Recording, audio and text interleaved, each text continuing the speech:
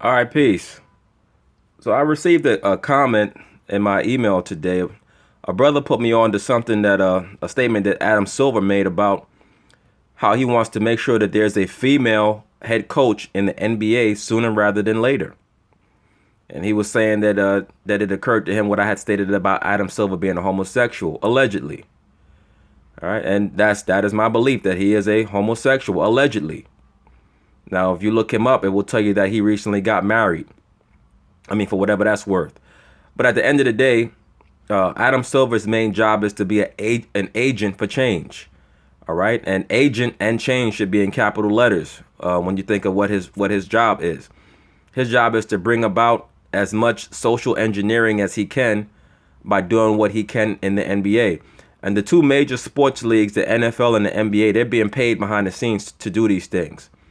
Like I said before, they're getting paid by the U.S. government and they're getting paid by the LGBT and a lot of these other groups and factions in order to help socially engineer society.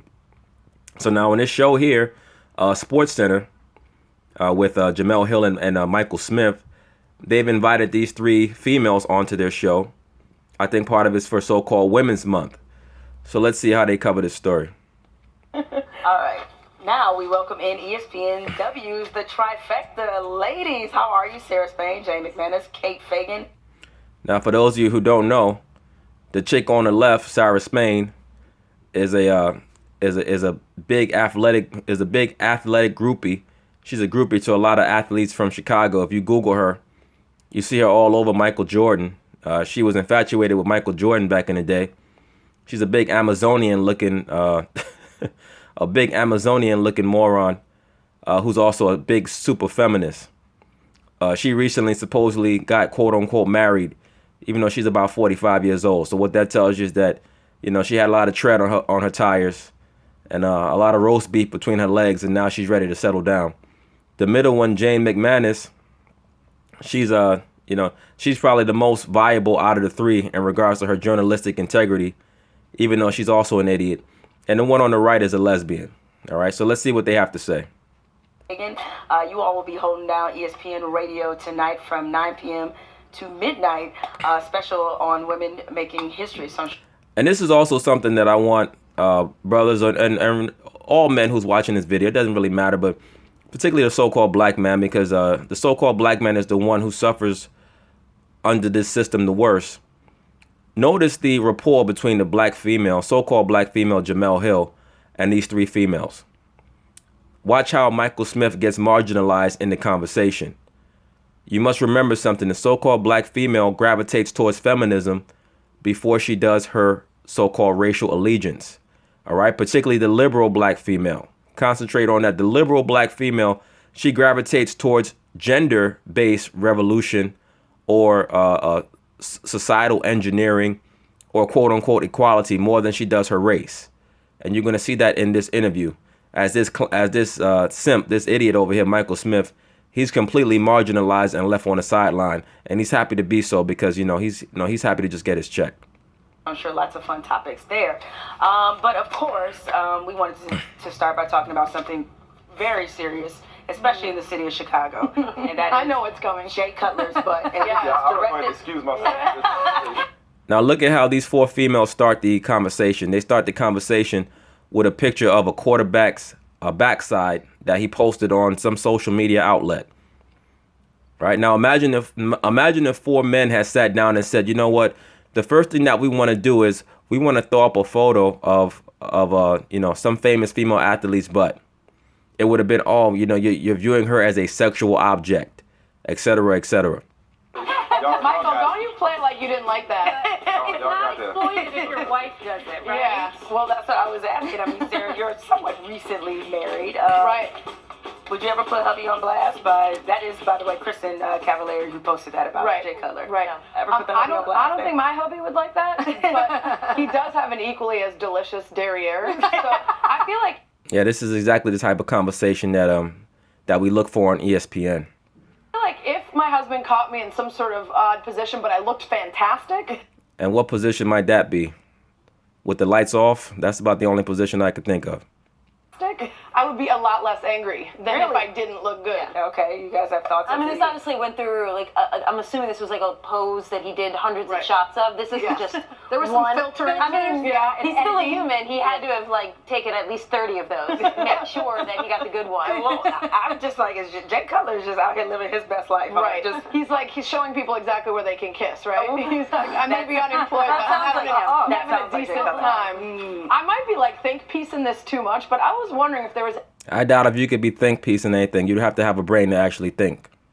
any aspect of this where they're showing how much fun they're having and how normal they are, just to try to appeal to teams. Like, oh, he's a normal guy. Like, he's chill. Wait, he's not as this bitter is beer normal? face. Like, this is not my normal vacation. I don't know about you guys. Like, maybe I'm overthinking it too. Is it the view that's not normal? Right, which part they of have this is kids, not- right? Like, Their kids are young. They're hanging out, like, by the way, you know. this is the longest Mike has ever been silent. I'm just staying in my place Wait, right let me now. ask, are Yeah, you're staying in your place. That's exactly what a man does. He stays in his place, right? you jealous? Of where he is, yeah. Of where he is, that? yeah. So your butt looks better? Is that what you're... No, that's not what I'm saying. Okay, I'm just wondering. I'm just waiting for my cue. Okay, because purely coincidental, ladies, we got to ask y'all about women making history. We're going to ask y'all the women's question. Yeah. Now remember, this is so-called Women's Month, so that's probably the reason why they're on the show. And then that's also probably the genesis behind Adam Silver's statements. I just wanted to lead in with this segment, even though it's foolery. I just wanted to show you how hypocritical these females are. They'll highlight their initial segment. They'll highlight it by showing a man's backside. Let's just Well, stick didn't outside a the box woman for make once. history? Come on. There is no transition. Yeah, So let's stick just, outside we'll go the right box next to here it, and all ask right? you guys a question. NBA Commissioner Adam Silver, of course, he spoke on the possibility of a woman one day being a head coach in the NBA, saying, quote, there definitely will, and I think it is on me to sort of ensure that it happens sooner rather than later. In other words, he's going to try to put pressure on certain owners to hire a female coach. So you have to ask yourself, which teams would hire a female coach, right? You'd have to have a team. You'd have to have teams that are downtrodden, with ownership that really doesn't care, with a fan base that really is exasperated to the point where they don't mind being turned into a carnival show, right? Either that, or you have the Spurs. Possibly Popovich has promised the head coaching position to Becky Hammon behind the scenes. Popovich likes to market himself as a super liberal. And like I said, behind the feminist movement and behind the so-called civil rights movement is always a white liberal. Becky Hammon specifically comes to mind. Spurs assistant, just turned out a Florida job with eyes toward being the first woman to be a head coach in the NBA. Right. Why would Becky Hammon turn down a job somewhere else with eyes to be a head coach unless she's already been promised it? Kate, your thoughts on this? Sooner rather than later. Just how soon is soon? I said it when Becky got hired. Yeah. Given that she was Pop's protege. But how soon is sooner rather than later? I mean, at first I was thinking, I kind of hope it's later because I want to make sure they have the absolute right person. But then I'm like, look, like the key to success is starting before you actually know what you're doing and you have everything. Yeah, that's exactly that's a good feminist. That's basically feminist mindset in a nutshell. Just do it before you even know what you're doing. You know why? Because they know that they're going to have a buffer when they mess up. They're going to have somebody to catch them when they fall. Right? Men understand that you better have things planned out, because if you land on your face, nobody's going to feel sorry for you. That shows you that this female here has entitlement issues. She expects people to pick up her mess after her. Just do it and don't worry about don't worry about knowing what you're doing. Yeah, that makes a lot of sense. That's how you run a franchise. Everything in place, you just got to go with it. And so, yeah, just go with it. You see that? Now remember, if you watch the video that I did on the movie Something New, there was a soliloquy that Sanaa Lathan's character's father made at the end in the bathroom when he said, you got to follow your heart. See, that's the liberal mindset. Just do it. Don't worry about the ramifications. Don't worry about if you actually have a plan. Just do what you feel. That's why most of these people behind closed doors, they're addicted to medications. A lot of them are alcoholics, because a lot of their liberal philosophies and ideologies, they don't really pan out, but they have to keep the facade going. I guarantee you, this female here, this lesbian, I guarantee you she's very depressed. maybe the NBA fans aren't ready, but it seems like Adam Silver's ready. I think Of course he's ready. He has the mandate. He probably got the check from the LGBT because Becky Hammon is a lesbian as well, allegedly. He got the mandate from the LGBT, and he's ready for it to go. Right? He probably spoke to Popovich. Popovich said, "Look, I'm only going to coach about 3 more years. I want to go run my vineyard and do whatever diabolical things I do behind closed doors. Let Becky take over. She's ready." I think Becky Hammon, you can't find a better former player than this. So you can't find a better former player than this. Let me see how many male former players right now are looking for head coaching jobs in the NBA. You have Kareem Abdul-Jabbar, who can't even get a job as an assistant coach. Right now, he's running all across television trying to make himself marketable and not look so much like a recluse so that he can get a job as an assistant coach. That man can't even get on the end of the bench. You have Patrick Ewing, who's been an assistant head coach forever, but they should throw Becky Hammon a bone, right?